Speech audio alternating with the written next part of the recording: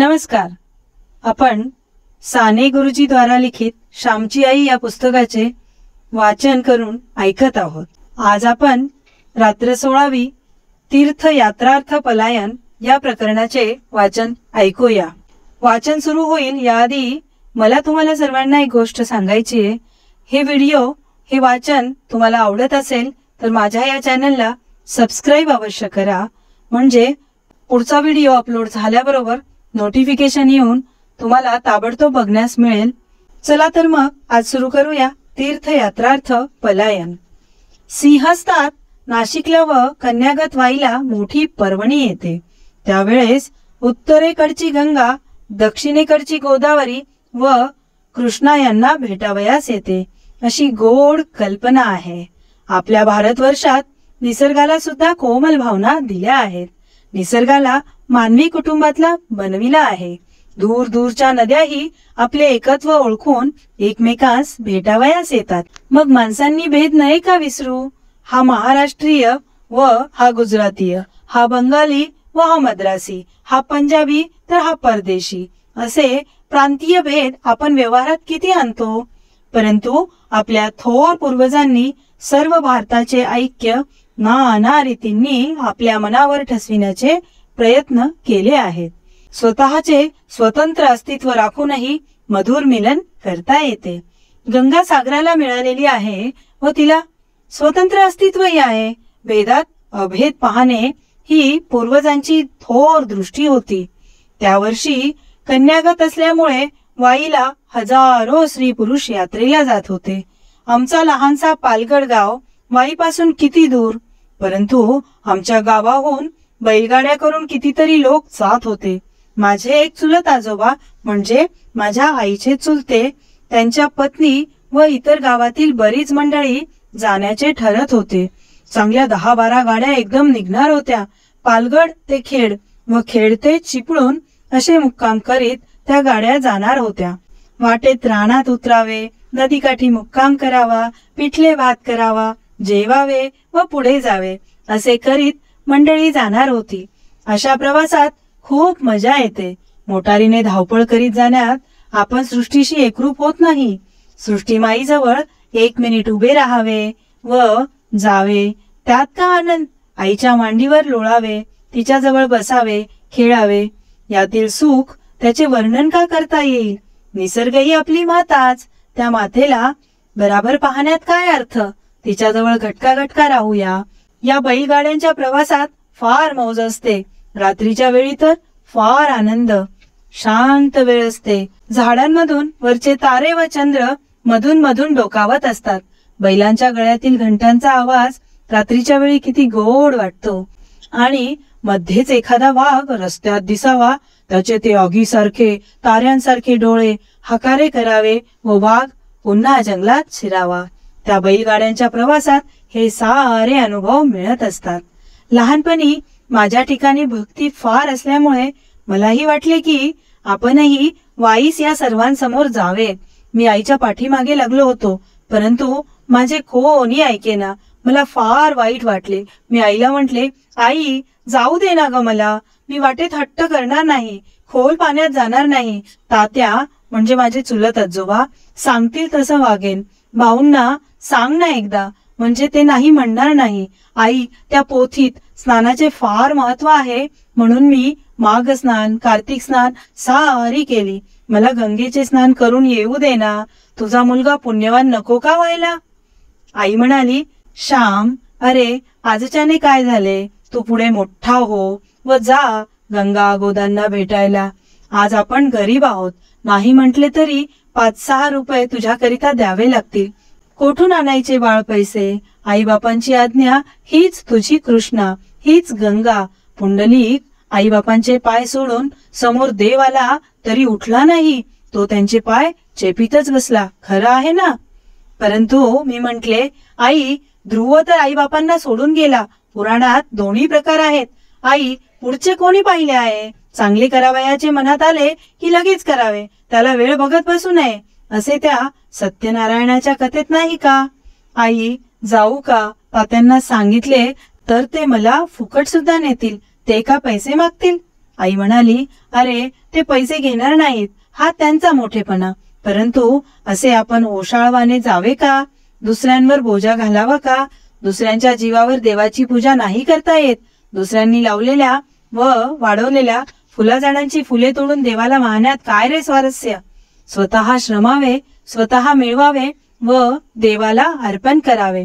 जायचे असेल तर पायी जा, आहे ताकद? मी म्हटले, आई मी दमून जाईन, 6 कोस चालेल, परंतु पुढे आणि गाड्या पुढे निघून जातील, मग मला सोबत, मला भीती वाटेल आणि गाड्यांबरोबरच चालत जाणे म्हणजे त्यांना लाजिरवाणे. मग ते मला गाडीत घेतीलच, त्यांना तर मी पायी येत आहे हे कळता कामा नये, परंतु त्यांची सोबत तर हवी आणि पुन्हा इतके 40-50 कोस माझ्याच्याने चालवेल तरी कसे? आई म्हणाली, मोठ्या ध्रुवाच्या गप्पा सांगतोस, ध्रुवाला भीती नाही वाटली म्हणे. जो देवाकडे जावयाचा निघाला त्याला कोणाची आली भीती? साप वाघ त्याला मार्ग दाखवतील, खाणार नाहीत. तो दमून जर रस्त्यावर झोपला व त्याच्या तोंडावर उन्हाचा कवडसा पडला तर साप त्याच्यावर फणा धरील. त्याला तहान लागली तर पक्षी चोंचीतून पाणी आणून त्याच्या तोंडात घालतील. त्याला भूक लागली तर गाय माऊली येऊन त्याच्या तोंडात दुधाची धार सोडील. देवाकडे तो जावयास निघाला, त्याला सारे मित्र, सारे सखे, त्याचे सारे गडी, सारे सहाय्य करणारे. आहे का ध्रुवाची श्रद्धा? त्याचा तो भाव, वेडा. हे काय रडावयास काय झाले? अरे आपण लहान माणसे, अजून तू लहान आहेस व आपण गरीब आहोत. वेडा हट्ट नको घेऊस. मला फार वाईट वाटले. उजाडत्या पहाटे यात्रेची सारी मंडळी निघणार आणि गाड्यांच्या पाठोपाठ त्यांना न दिसू अशा रीतीने आपण जावे असे मनात येत होते. आपण दमू, थकू, आपणास भूक लागेल, खायला काय ना शंका मनात येत होत्या. पाणी प्यावे, झाडाचा पाला ओरबडून खावा, बकरी पानांवर जगतेच ना, आपणही जगू. चिंचेची, करवंदेची, कोवळी पाने आपण खाऊया असे मनात योजत होतो. रात्री विचार करता करता केव्हा झोप लागली ते कळलेही नाही. मी उठलो तेव्हा साऱ्या गाड्या निघून गेल्या होत्या. त्या दिवशी शनिवार होता, शाळा होतीच. मी पटकन परसाकडे तोंड धुणे आटोपले, झटपट आंघोळ केली, संध्या केली, नमस्कार घातले, तुळशीला पाणी घातले, पाटी दप्तर घेऊन शाळेत जावयास निघालो.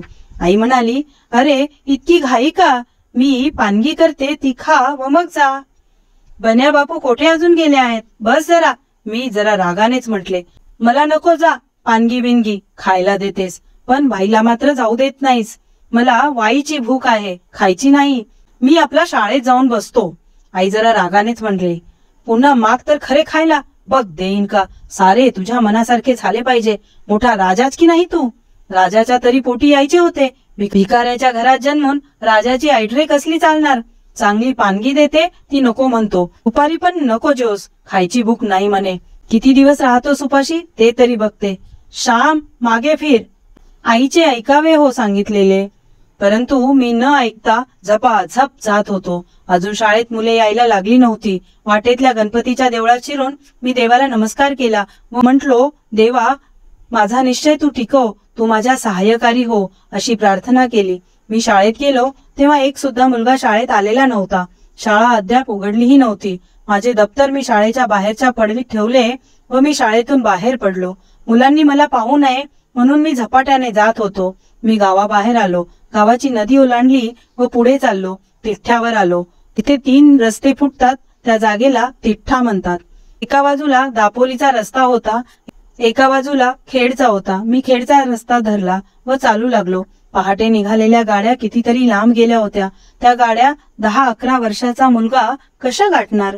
मला माझे भानच नव्हते. परंतु ऊन लागू लागले, मी दमून गेलो, मला रडू येऊ लागले. घरी परत जाण्याची लाज वाटू लागले. परंतु घरी नाही जावयाचे तर कोठे जावयाचे? रानात कोठे राहणार आणि किती वेळ राहणार? मी माघारी वळलो. माझ्या गावाकडे पावले वळविले. डोळ्यातून पाणी गळत होते व सूर्याच्या प्रखर किरणांनी ते वाळून जात होते. जणू काही सूर्याचे किरण माझे अश्रूच पुसायला येत होते. भर दुपार होण्याची वेळ. सूर्य डोक्यावर आला. मी घामाघूम झालो. सकाळपासून पोटात काही नव्हते. मी पालगड गावाजवळ आलो, परंतु गावात शिरण्याची लाज वाटू लागली. स्वाभिमान म्हणे गावात जाऊ नको, परत घरी जाऊ नको. पोट म्हणे जा घरी. घरी न जाण्यात कसला रे स्वाभिमान? आई बापांशी का स्वाभिमान दाखवावा? प्रेम करणाऱ्यांसमोर स्वाभिमान दाखवणे म्हणजे प्रेमाचाच अपमान आहे. गावात शिरण्याचे धैर्य मला झालेच नाही. गावाबाहेर नदीकाठी जोळाईचे देऊळ होते. ती आमची ग्रामदेवता. बाळंतिनी बाळणपणातून उठल्या की मूल घेऊन जोळायला जातात. तिची खणा नारळांनी ओटी भरतात. माहेरवाशिणी सासरून आल्या तर जोळाईला नक्कीच जातात. मी त्या जोळाईच्या देवळात शिरलो. त्या देवीच्या पाठीमागे खूप अंधार आहे. तिथे लपून बसलो. परंतु किती वेळ बसणार? पोटात कावळे ओरडत होते. शेवटी लाज लज्जा सोडली, स्वाभिमान दूर केला व देवळातून हळूच बाहेर पडलो. गावाच्या रस्त्याला लागलो. गावातील घरे दिसू लागली. खाली मान घालून चालत होतो. पाय चटचट भाजत होते. आत हृदय जळत होते. वरून डोळे गळत होते. असा मी चाललो. डोळे भरून येऊन पुढे काही दिसत नव्हते. इतक्यात माझे मनगट कोणीतरी धरले. अरे, आहेस तरी कोठे? तुला शोधायला कुठे कुठे जायचे? गळ्याला फास लावायची वेळ आलीये. असे शब्द माझ्या कानी पडले. ते माझे चुलते होते. गावात नाना ठिकाणी माझा शोध घेण्यात आला होता. चुलते, वडील, घरची, मागची, शेजारची सारी माणसे मला धोंडीत होती. शाळेतील मुलांनी पाटी दप्तर घरी आणून दिले होते तेव्हा कळले की मी हरवलो आहे. आदल्या दिवशी हेडमास्तरांनी माझी मोडी पुस्ती वाईट आली म्हणून मला मारले होते. मी निघून गेलो, त्यामुळे पुन्हा आज मला मार बसेल कदाचित, म्हणून मी गेलो असेल असं हेडमास्तरांना वाटले. ते हेडमास्तर फार मारकुटे होते. निगडीच्या काठ्यांच्या बाऱ्याचा बारा ते शाळेत आणून ठेवीत व मुलांना गुरासारखे झोडपीत. छत्रीच्या लोखंडी काडीने सुद्धा मुलांना उघड्या हातावर, बोटांच्या पोऱ्यांवर ते मारीत. ते गांजा ओढीत असत व तर्र होऊन येत असत. त्यांची बदली व्हावी म्हणून आम्ही देवाला नवस करीत असो. मी पळून गेलो म्हणून त्यांना वाईट वाटले. त्यांनी आपल्या मारण्यामुळे हा परिणाम झाला असे त्यांनी मनात घेतले. ते जरा घाबरले. या श्यामने विहिरीत जीवबीव तर दिला नाही ना, अशी त्यांना धास्ती वाटली. शाळा सुटल्यावर वडील जेव्हा चौकशी करू लागले तेव्हा वर्गातील मुलांनी आदल्या दिवशीच्या कुस्तीबद्दलच्या माराची हकीकत सांगितली. वडिलांना वाटले की माराला भिवून श्याम पळाला. वडील पहाटे उठून मला माझी खरडे घासायला व कित्ता गिरवायला लावित असत. अक्षर सुधारण्याचे प्रयत्न मी करीत होतो. मास्तरांनी उगीच श्यामला इतके मारले. पोरगा कोठे गेला? आता काही कमी जास्त झाले तर, न व्हावे ते झाले तर, असे शेजारी पाजारी म्हणू लागले. वडील हेडमास्तरांकडे गेले. त्यांना पुष्कळ टाकून बोलले. हेडमास्तर म्हणाले, आजपासून तुमच्या मुलाला 4 बोटेही लावणार नाही. म्हणजे तर झाले ना. तुमची मुले चांगली व्हावी म्हणून लावतो हात. मला त्यात काय मिळायचे आहे? तुमच्या मुलाला काठी म्हणून लावणार नाही बरे भाऊराव. परंतु वडील म्हणाले, पुन्हा लावणार नाही, परंतु आधी सापडू तर दे खरा. घरात जेवणे तशीच राहिली होती. आईच्या मनात मी वाईला जाण्यासाठी तर नाही ना पळून गेलो अशी शंका आली. परंतु तिने ती बोलून दाखवली नाही. तिला ते शक्य वाटले नाही. चुलत्यांनी माझी बाकोटी धरून आणले. रस्त्यात मुलांची गर्दी. चोराला पाहावयास जसे लोक जमतात तसे मला पाहण्यास मुले जमली. वाटेत वडीलही भेटले. जा रे आपापल्या घरी, का तमाशा आहे? वडील मुलांना रागाने बोलले व मुले निघून गेली. वडील माझ्यावर रागवले नाही, काही नाही. ती वेळ रागे भरण्याचीच नव्हती. मी दमलो होतो. घरी येऊन अंथरुणावर पडलो. थोड्या वेळाने वडील आले व म्हणाले, श्याम उठ बाळ, पुन्हा नाही ते मास्तर मारणार. अरे, मास्तरांनी मारले तर असे पळून का जावे? आमच्या वेळेस तर घोडीवर सुद्धा चढवीत. मुलाला उलटे टांगून खालून मिरच्यांची धुरी टाकीत, वर छड्या मारीत. माराला भिवून कसे चालेल? मास्तर मारणारच. मारणार नाही तो कसला मास्तर? उठ, हातपाय धु. तोंड बघ कसे झाले आहे, कोकंब्यासारखे लाल. वाढगा त्याचे पान आधी. मी उठलो, हातपाय धुतले. माझ्या पळण्याचे निमित्त परस्पर मास्तरांवर गेलेले पाहून मनात फार बरे वाटले. मारण्याचे आता कमी करतील असे वाटले. माझ्यामुळे ते जपून वागतील व इतर मुलांनाही मारलेच तर बेताने मारतील असे मनात येऊन आनंद झाला. इतर मुलांवर मी केवढा उपकार केला आहे असे मला वाटू लागले. ती मुले माझे आभार मानतील असे मला वाटले. बाजीरावाच्या पळण्याने मराठ्यांचे स्वातंत्र्य गेले, परंतु श्यामच्या पळण्याने वर्गाला स्वराज्य अगदी पूर्ण जरी नाही तरी वसाहतीचे तरी मिळाले. आणि हे सारे श्यामच्या ध्यानीमनी नसतानाही. मी का पळून गेलो होतो हे 3 जणांना नक्कीच माहित होते. मला माझ्या आईला व देवाला. शनिवार असल्यामुळे दुपारची शाळा नव्हतीच. मी जेवून पुन्हा निजलो. खूप दमलो होतो व ऊनही सडकून लागले होते. तिन्ही सांज होऊन दिवे लागण्याची वेळ झाली तरी मी झोपलेलाच होतो. आई माझ्या अंथरुणाजवळ आली व ती माझ्या जवळ बसली. तिने माझ्या कपाळाला हात लावून पाहिले. तिने हाक मारली, श्याम. मी डोळे उघडले. आईने अंगावर हात ठेवला होता. ती वात्सल्याने म्हणाली, श्याम, बरे नाही का रे वाटत? अंग दुखते. मी सांगितले तरी ऐकले नाहीस असे म्हणून आई माझे अंग चेपू लागले. मी माझे डोके एकदम आईच्या मांडीवर ठेवले व रडू लागले. माझे रडणे आवरून मी आईला म्हटले, आई, मी तुझे ऐकले नाही, असा पळून गेलो म्हणून का रागावलीस होय? मास्तरांनी मारले म्हणून नाही हो मी पळालो. तू नाही का एखाद्या वेळेस मारत म्हणून काय पळून जातो मी? भाऊंना वाटले की मी त्याच्यासाठी पळालो. तू काल म्हणाली होतीस जायचे तर पायी जा, आहे ताकद?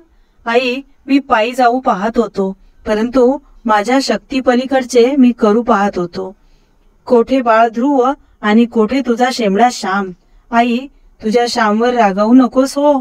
तुझा श्याम आतताई व हट्टी आहे. मनात येईल ते तो करू बघतो, मग असा फसतो व रडतो. तू नाही ना रागावलीस? तुझे न ऐकता व तुला न सांगता पळून गेलो म्हणून नाही ना रागावलीस? सांग ना ग आई. आई, सांग ना. नाही म्हण ना. माझे तोंड कुरवाळून व माझे डोळे पुसून आई म्हणाली, श्याम, मी का रागावेल? मला रागही आला नाही व तू पळून गेलास म्हणून वाईटही वाटले नाही. तुझ्या काळजीमुळे वाईट वाटले. तू लहान, तुझे कसे होईल यामुळे डोळे भरून येत होते.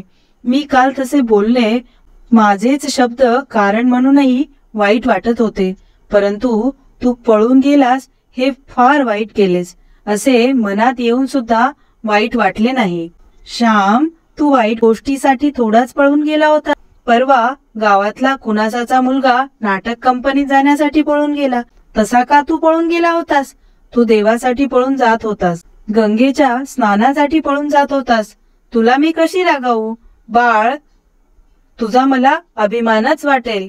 माझा श्याम पळून गेलाच तर देवासाठी गेला असे मी अभिमानाने म्हणेन. श्याम, एक गोष्ट लक्षात ठेव. तुझ्या आईचे एक वाक्य लक्षात ठेव. चोरी चहाडी करून पळू नकोस. वाईट संगतीसाठी पळू नकोस. भीतीने पळू नकोस. देवासाठी पळून गेलास तर जा.